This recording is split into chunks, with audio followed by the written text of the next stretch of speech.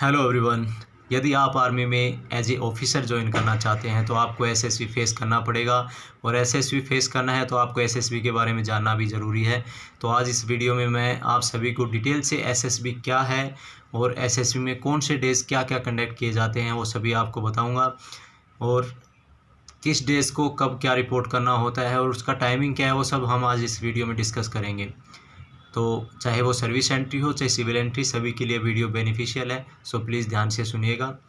सबसे पहले क्या होता है, जब एसएसबी कॉलअप आपको देता है तो उसमें एक पर्टिकुलर डेट फिक्स की जाती है कि पर्टिकुलर डेट को आपको पर्टिकुलर सिलेक्शन सेंटर में आपको रिपोर्ट करना है। तो एसएसबी कई बार दो तरीके से बुलाता है। आपको अर्ली मॉर्निंग कभी कभी 6 o'clock रिपोर्ट करनी होती है, तो उस दिन आप अपने माइंड में फिक्स रखिए कि उस दिन आपका स्क्रीनिंग टेस्ट भी होने वाला है। ये स्टार्टिंग में डॉक्यूमेंटेशन होगा। जैसे ही आप एंटर करेंगे 6 o'clock सिलेक्शन सेंटर में, जैसे ही चले जाएंगे स्टार्टिंग में क्या डॉक्यूमेंटेशन रहता है। डॉक्यूमेंटेशन जैसे ही फिनिश होगा उसके बाद आपको स्क्रीनिंग टेस्ट के लिए आगे फर्दर कर दिया जाता है। और कुछ सर्विस सेंटरीज में जैसे एससीओ और पीसीएसएल में ट्रायल बेस पर 2 ईयर के लिए ये बंद किया गया है कि जो स्क्रीनिंग टेस्ट है उसको हटा के डायरेक्ट साइकोलॉजिकल टेस्ट और स्टार्ट कर दिया जाता है। यदि आपको अर्ली मॉर्निंग, कई बार क्या होता है, जैसे मैं एससीओ 50 में गया था तो वहाँ पे अर्ली मॉर्निंग 6 o'clock हमें बुलाया, स्टार्टिंग में डॉक्यूमेंटेशन किया और with in 1 hour they started their psychological test. But recently I went in the Bangalore test there. First day they done only documentation, then after on second day they done psychological part. So first of all हम बात करेंगे screening test का। Screening test basically क्या होता है, इसमें आपको दो प्रोसीजर से गुजरना पड़ता है। फर्स्ट में आपको इंटेलिजेंस क्वेश्चनरीज के 2 टेस्ट बुकलेट दिए जाते हैं, जिसमें वर्बल नॉन वर्बल का रीजनिंग टाइप टेस्ट होता है। उसमें एक पर्टिकुलर टाइम पीरियड होता है, उसमें आपको वो करना होता है। टाइम प्रेशर ज़रूर रहता है, तो मैं एस्पिरेंट से यही बोलूँगा कि आप सिविल में अच्छे से तैयारी करके आए, अपने टाइम में अच्छे से तैयारी करके आइए, जिससे आप वहाँ टाइम प्रेशर में अच्छे से परफॉर्म कर पाएँ। उसके बाद होता है PPNDT, picture perception and description test. उसमें क्या करते हैं कि एक हैजी पिक्चर सी दिखाई जाती है, कंपेयर देन टैट, जो कि आप साइकोलॉजिकल पार्ट में देखेंगे। एक हैजी पिक्चर दिखाई जाएगी इस टाइप की। तो उसमें क्या रहता है कि आपको उस पिक्चर को परसेप्शन करना होता है कि उसमें कितने कैरेक्टर हैं, और वो एक बॉक्स में राइट डाउन भी करना पड़ता है कि कितने कैरेक्टर हैं, क्या क्या मूड है और क्या सिचुएशन वहाँ पे हैपन हो चुकी है। उसके ऊपर आपको एक स्टोरी बनानी पड़ती है। उसके ऊपर उसमें क्या रहता है, 4.5 मिनट दिया जाता है।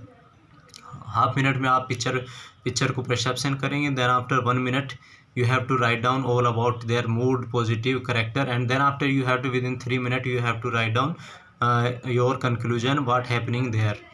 सो एक ऐसे एक स्टोरी बनानी पड़ती है। उसके बाद क्या होता है कि जैसे मान लो 100 बंदे बुलाए, वहाँ पे 100 कैंडिडेट को रिकॉल किया गया, तो उसमें बैच डिवाइड कर लिए जाते हैं। मान लो 15 या 20 का एक बैच बना दिया जाता है। तो 1 by 1 क्या करते हैं, एक साइड से नरेशन स्टार्ट कर दिया जाता है स्टोरी का, जब बैच डिवाइड करके, और वहाँ पे जीटी होगा, इंटरव्यू ऑफिसर होगा और साइकोलॉजिस्ट होगा, तीनों ऐसे सिर्फ आपके सामने बैठे होंगे, और आपका ग्रुप सेमी सर्किल में ऐसे बैठा दिया जाता है। तो उसमें 1 by 1 क्या करते हैं, एक साइड से अपना नरेशन स्टार्ट कर दिया जाता है।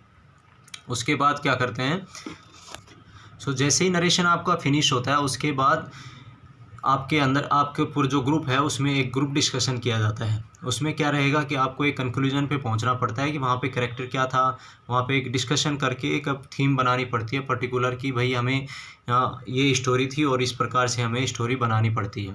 तो ये हो गया पिक्चर परसेप्शन डिस्क्रिप्शन टेस्ट। इसमें पर्टिकुलरली कैंडिडेट्स को ध्यान में देने वाली बात यह है कि आपको जो इंटेलिजेंस क्वेश्चनरीज है उसमें परफॉर्म अच्छा करना पड़ता है। सपोज दैट आप अपनी जो पिक्चर लिखने जा रहे हैं, जो स्टोरी लिखने जा रहे हैं, वो कहाँ पे कंक्लूज नहीं कर पाए जब रिटर्न टाइम में, तो आपको जब थोड़ा टाइम दिया जाता है, जब स्टोरी लिख लेते हैं उसके डिस्कशन से पहले जब ग्रुप डिवाइड किया जाता है उसमें एक पर्टिकुलर टाइम दिया जाता है, तो आप अपनी स्टोरी को प्रिपेयर करें उस टाइम कर सकते हैं without wasting your time to discuss someone else. अब आप दूसरे के साथ डिस्कस करने की बजाय आप अपनी स्टोरी को कंप्लीट करें और उस स्टोरी को बढ़िया से नरेट करें। Narration is very important then after discussion. यदि आपने डिस्कशन में अच्छे से पार्टिसिपेट किया सबका लिसन करते हुए, तो आपका स्क्रीनिंग में होने के चांसेस अच्छे हो जाते हैं। तो जो बंदे वहाँ से स्क्रीनिंग इन होते हैं they will face for next 4 days in SSB centre and remaining will go back to the home. ये है फर्स्ट डेज। जब फर्स्ट डेज में जो रिकमेंडेड कैंडिडेट होते हैं से स्टेज 2 के लिए, वो अपने डॉर्मेटरीज़ में चले जाते हैं, उनको बिस्तर दे दिया जाता है और उसके बाद नेक्स्ट डे के लिए वो प्रिपरेशन शुरू कर देते हैं। नेक्स्ट डे होता है साइकोलॉजिकल पार्ट।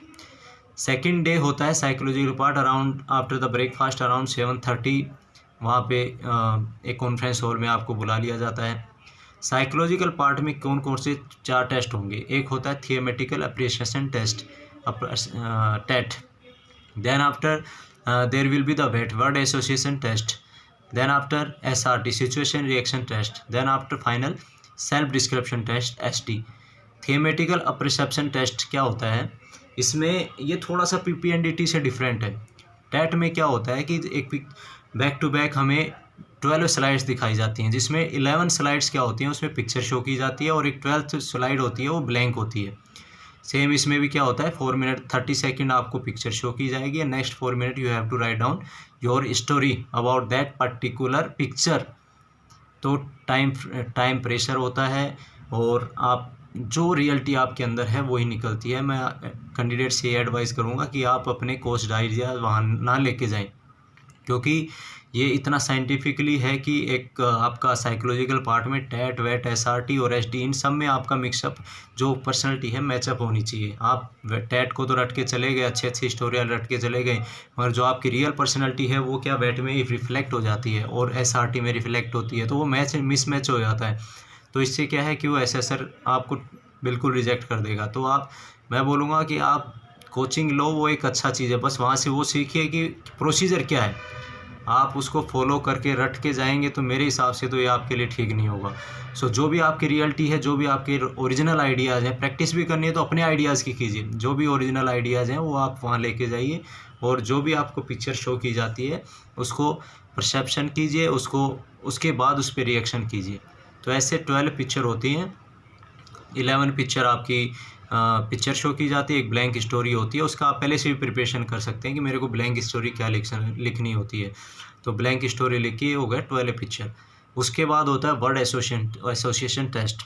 तो वर्ड एसोसिएशन टेस्ट में 60 वर्ड होते हैं, 60 वर्ड देते हैं, उस ईच वर्ड के लिए आपको 15 सेकेंड दी जाती हैं। 15 सेकेंड में एक वर्ड फ्लैश होगा, उस पर आपको एक सेंटेंस लिखना पड़ता है। जैसे सपोज एक वर्ड दे दिया नॉलेज, तो मैंने उस पर लिख दिया नॉलेज इज़ द पावर, हो गया एक सेंटेंस। इसमें ध्यान रखने वाली बात यह है कि इसमें आप कुड शुड और कोई जो सेंटेंस जो पर्टिकुलरली वो आप यूज़ नहीं कर सकते, can not, never, such. So you should avoid such word to use in the वेट। सो वेट में आप अपने रियलिटी जो पर्सनैलिटी रिफ्लेक्ट करे इस टाइप के वर्ड्स आप बना सकते हैं। तो वेट सेकंड टेस्ट होता है वेट, 60 वर्ड होते हैं, 15 सेकंड एक वर्ड के लिए दिया जाता है। ऐसे बैक टू बैक आपको 60 वर्ड फेस करने होते हैं और उस पर सेंटेंस लिखना पड़ता है। उसके बाद होता है situation reaction test. Third thing है सिचुएशन रिएक्शन। सपोज एक सिचुएशन दे दी गई आपको, while waiting for the bus on the road, he found a man falling from a moving bus. He then thinks is that in TAT you have to write down all the things in past tense, and same happen in the SRT. There you have also write down all the things in past tense. Suppose एक moving बस है, उसमें आप खड़े हैं और moving बस है, उसमें से एक बंदा कोई गिर जाता है, तो आप क्या करेंगे, आपका इस पर रिएक्शन क्या होगा। इस टाइप की SRT दे दी जाती हैं, उसमें रिएक्शन क्या होगा। सपोज ऐसी सिचुएशन आती है तो उसमें क्या होगा, हम उसको इमीडिएटली हम rush to the spot and then after give first aid to him or whatever you action you will take at that place, you have to write down in the past sentence. Then after the SRT will be 60 SRT there, और 60 SRT के लिए आपको एक booklet दी जाती है, उसमें 60 SRT printed होती हैं और आपको जो आंसर वाली बुकलेट है वो अलग होती है आपकी। उसमें आपको क्या है 60 SRT का 30 मिनट में जितने आप लिख सकते हैं उतना लिखना चाहिए। अब कैंडिडेट्स के दिमाग में रहता है कि मैंने तो 15 की हैं, मैंने तो 40 की हैं, कोई कहता है मैं तो 60 अटेंड करके आ गया। Gentleman, I would like to tell you, quality matters, quantity does not. आपने क्वालिटी दी है तो वो आपकी 30 में भी बंदे रिकमेंड होते हैं और 35 में भी होते हैं और रिजेक्ट होने वाले 60 में भी हो जाते हैं। आप अपने जो SRTs हैं उसमें क्वालिटीज़ दीजिए, क्वालिटीज़ डज मैटर। सो जो भी लिखें, जो भी आपका एक्शन होगा वो एक क्वालिटी बेस्ड होना चाहिए, इसमें एक्शंस हों, ऐसे नहीं बस छोटा सा लिख दिया और उस निकल गए। आपका लगना चाहिए ओरिजिनल एक्शन कि आप ऐसी पर्टिकुलर सिचुएशन आती है तो आप उसमें क्या एक्शन लेंगे, वो एक्शन होना बहुत ज़रूरी है। उसके बाद आता है SD, सेल्फ डिस्क्रिप्शन टेस्ट। मैं कहूँगा SD is a very important test. कोई भी आप उसको किसी भी टेस्ट को आप लेस कंसीडर नहीं कर सकते। Every test is very important in SSB interview. आपका एक टेस्ट मान लो ख़राब भी चला गया तो ऐसे इसे सोच के नहीं बैठना कि भाई ये ख़राब गया तो आगे मैं क्या करूँगा। सभी टेस्ट बहुत इंपॉर्टेंट है, जो हो गया उसको छोड़ के आगे बढ़ना है विद पॉजिटिव एटीट्यूड और 100% देने की कोशिश करनी है हमेशा। सेल्फ डिस्क्रिप्शन टेस्ट जितना आप अपने बारे में जानेंगे उतना ही SSB आपके लिए ईजी हो जाता है। सेल्फ डिस्क्रिप्शन में क्या होता है, इसमें लिखना पड़ता है what parents think about you. Parents क्या सोचते हैं आपके बारे में, वो आपको उस पैरा में लिखना है। 4 to 5 लाइन आप लिख सकते हैं। Just like I would like to give example that my parents think that I am a very responsible person who take care of the family in a well manner. So such type of sentence you can write down in the parents opinion or further. Second होता है कि friends opinion क्या है आपके, what friends thinks about you. And third thing होता है senior, in for service person there is the senior or commanding officer, or for the civil entries there is the teacher, what they think about you. Fourth thing होता है self opinion, आप अपने बारे में क्या सोचते हैं, दैट इज़ वेरी इंपॉर्टेंट। आप अपने बारे में क्या सोचते हैं, सपोज़ मैं एक लाइन बताऊं तब बताता हूं कैसे लिखना होता है। आप लिख सकते हैं I am a very simple person, I love to take responsibility and challenges in my life, I can adjust my self in any kind of environment. So such sentence you can use in SD। कई बार लोग क्या करते हैं, candidates क्या करते हैं कि लिख देते हैं directly I am a very hard working person, I am very dedicated person. Gentlemen, you have no write down the words there, you have to write down your actions, जिससे ऑटोमेटिकली रिफ्लेक्ट हो कि हाँ आप में अंदर ये qualities है। तो ये होता है SD में हो गया सेल्फ ओपिनियन। के बाद में होता है final point, what would like to be in future. आप फ्यूचर में क्या बनना चाहते हैं और आप अपने में क्या इम्प्रूव करना चाहते हैं, ये हो गया आपका final point of SD।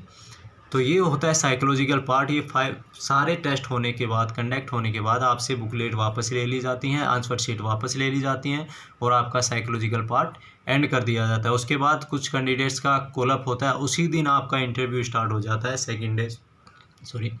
Second days interview start हो जाता है इवनिंग टाइम में। जैसे आपको कुछ ब्रेक दिया जाएगा और ब्रेक देने के बाद क्या करते हैं, आपको इंटरव्यू के लिए बुला लिया जाता है। इट कैन बी रेंडमली और it can be 1 by 1 from starting. So you have to mentally prepare that कि साइकोलॉजी के बाद भी आपका इंटरव्यू हो सकता है। तो कुछ कैंडिडेट का इंटरव्यू वहाँ पे शुरू हो जाता है आफ्टर साइकोलॉजी। तो यहाँ तक की वीडियो में ध्यान रखने वाली बातें क्या क्या हैं वो मैं कैंडिडेट्स को बताना चाहूँगा। सबसे पहले जेंटलमैन, आप अपने ध्यान में रखिए, आप अपने ओरिजिनल आइडियाज़ के साथ जाइए। कभी भी जाना है अपने ओरिजिनल आइडियाज़ के साथ जाइए, कोस्ड होके जाने की ज़रूरत नहीं है। जो भी आप देते हैं बढ़िया से दीजिए, कॉन्फिडेंटली दीजिए जो भी आइडियाज़ हैं आपके, और विद ओरिजिनलिटी। आप क्या हैं वही आइडियाज़ देने की कोशिश कीजिए, तो आप साइकोलॉजिकल पार्ट में बहुत अच्छा परफॉर्म कर पाएंगे। आपको बाहर के बोरोज आइडियाज़ लेंगे तो आपकी पर्सनैलिटी से वो मैच नहीं करेगा और कहीं ना कहीं आप मिसमैच हो जाएंगे, और वही आपका एक बिगेस्ट रीज़न है कि आप रिजेक्ट हो जाते हैं। और very important thing is that whatever explanation, whatever जो भी आपको GTO, SSR और जो भी आपको ब्रीफिंग देता है, briefing is very important in SSB। जब आप SSB के सेंटर में एंटर कर जाते हैं, आप अपने कान, नाक, आँख सब खुले कर लेना भाई। उससे पहले आपके होना हो, बट जैसे एंटर कर जाएं आप अपने अवेयरनेस को बिल्कुल चौकस हो जाना। कहीं भी आपको कोई भी ओपिनियन दिया जाता है, कोई भी सजेशन दी जाती है, चाहे ग्राउंड मैन हो चाहे कोई भी हो, वहाँ एक एक वर्ड जो बोलता है उस पर ध्यान रखिए। रिपीटर्स और नए बंदों में यही प्रॉब्लम होती है, नया बंदा एनवायरनमेंट को जानता नहीं है, वो ऐसे ही देखता रहता है क्या हो रहा है। और रिपीटर्स में ये होता है कि वो एक बार जा चुके होते हैं, वो सोचते हैं कि हम तो सब पता है, तो वो सुनते नहीं हैं। तो कई बार उनकी ब्रीफिंग में बहुत से क्लूज़ होते हैं, आप ब्रीफिंग यदि ध्यान से नहीं सुनेंगे तो वहीं पे मिस कर जाएंगे। सो ये चीज़ों का ध्यान रखिए। नेक्स्ट वीडियो में हम देखेंगे GTO का पार्ट और रिमेनिंग इंटरव्यू और कॉन्फ्रेंस में क्या क्या होता है। Thank you. जय हिंद, जय भारत।